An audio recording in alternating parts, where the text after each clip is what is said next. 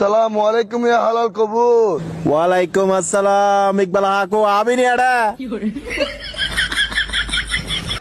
কবর নিয়ে মজা করে, কবর নিয়ে মস্কারা করে, অথচ আমি এক কবরস্থানে এক কবরের নেম প্লেটে লেখা দেখেছি, ওহে পথিক একটু দাঁড়াও, একবার সূরা ফাতিহা পড়ে যাও,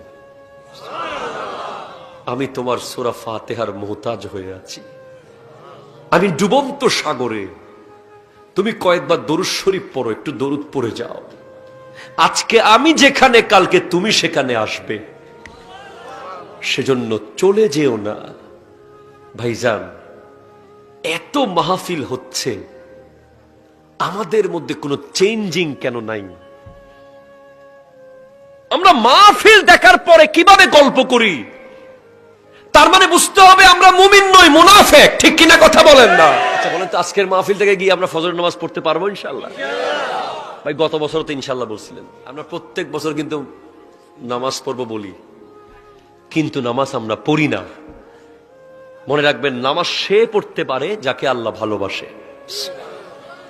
যাকে আল্লাহ ভালোবাসে তাকে নামাজ পড়ার সুযোগ দেয়।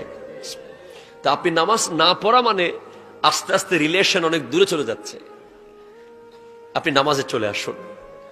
জোহর, আসর, মাগরিব, এশা, এই যে দেখেন, ধরেন ফজরের নামাজের 5:30 ধরলাম আমি, 5:30 থেকে 1:30, 8 ঘন্টা সময়। কয় ঘন্টা সময়? আপনি আগামীকাল থেকে প্র্যাকটিস করেন জাস্ট টাইম। কোন টাইম? Just time. কিন্তু আবার আপনি যদি বলেন বাবা 10 মিনিট পরে পড়বো, টাইম তো আছে, আপনি 9 মিনিটের মাথায় মরে যেতে পারেন, 10 মিনিটের সুযোগ আপনি নাও পেতে পারেন। ঠিক কিনা কথা বলেন? আপনি কখনো এই কথা বলে নামাজ রেখে দিবেন না। যেখানে টাইম হবে ওখানে দাঁড়িয়ে যাবেন, গাড়ি দাঁড় করিয়ে ফেলবেন, যা চলবে তা বন্ধ করে দিবেন।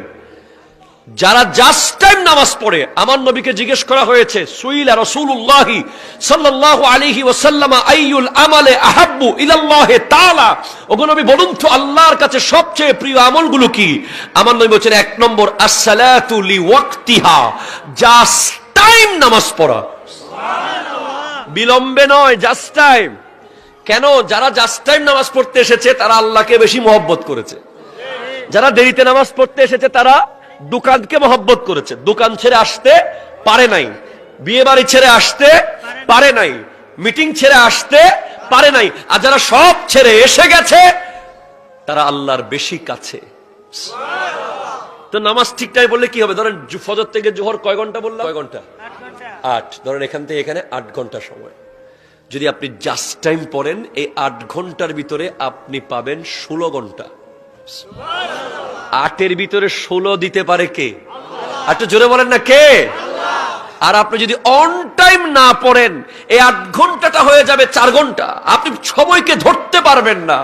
টাইম, ঘড়ির কাঁটাকে যদি বেঁধে রাখতে চান, ঘড়ির কাঁটাকে যদি বেঁধে রাখতে চান, ঘড়ির কাঁটা বেঁধে রাখার রশির নাম হলো জাস্ট টাইম নামাজ পড়া।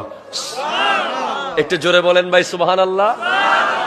আপনি জোহরের নামাজ জাস্ট টাইম পড়েন, আপনি আসর পর্যন্ত যেই সময় পাবেন, অন্যজন যারা পড়ে না তারা পাবে 2 ঘন্টা, আপনি পাবেন 10 ঘন্টা। আপনার টাইম যাবেই না। আপনি আসর ঠিক টাইমে পড়েন, মাগরিব পর্যন্ত সময় বেড়ে যাবে। আপনি মাগরিব জাস্ট টাইম পড়েন, এশা পর্যন্ত সময় লং হয়ে যাবে। আপনি এশা জাস্ট টাইম পড়েন, ফজরের আগে আগে আল্লাহ আপনাকে ডেকে দেবে, বান্দা তোর সাথে আমার দেখা করতে হবে, উঠে যা। নামাজ বেকুব আমরা নামাজের শুধু জাহান্নাম, নামাজ না পড়লে জাহান্নামের আগুন, খালি এই ওয়াজ শুনছি। সায়েন্টিফিক ব্যাখ্যা নামাজের শুনি নাই আমরা।